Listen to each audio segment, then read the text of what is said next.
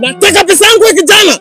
Kwani mimi si nimekwambia nakupa? Nakwambia eti wewe kijana mimi nitakufanya kitu kibaya. Wewe si muelewa. Mimi si nimekwambia kwamba naenda Uingereza. Uingereza baba yako, yaani mimi najenga ile nyumba mama yako hakuwepo wala baba yako. Wewe unajificha siku 3 sikuona nyumbani. Mimi nimerudi tu Uingereza, sijashuka hata kwenye ndege. Tayari unaanza kunipigia simu. Na nyumba yangu naiona nitakataka pumbavu wewe. Yaani mimi nitakuua. Wewe mwenyewe naweza. Ni mwenyewe naweza. Usinione mimi mlemavu. Usinione mimi mlemavu. Wewe mshenzi. Unanisumbua. Unanisumbua. Unanitibua mavuvu zala wewe. Babu Yimba, usijione na mwili mkubwa. Babake. Unanichanganya. Mimi nimekwambia kwamba hivi, mimi nitakuja kukupa hela yako. Alafu mimi ni usalama. Unanitishia hivyo. Nitakupiga ngumi. Yaani wewe unipiga mimi kwa nyumba yangu. Usalama ni baba yako, yaani wewe mtoto. Yaani mtoto ndio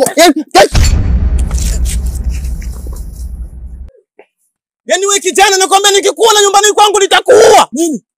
Nini sasa? Kwa nyumba gani hasa? Yaani wewe kudadadiki. Yaani wewe nitakuchokoleti wewe. Kwa nyumba leo na nyumba bwana. Yaani ingekuwa kule kwetu Usukumani wewe. Nimeshakukatakata kama samaki wewe. Uingereza. Mimi usalama mwenzako. Mimi ni usalama. Mimi napiga ngumi, nimefanya mazoezi ya kijeshi miaka 5. Wewe unakuja nisimame nini?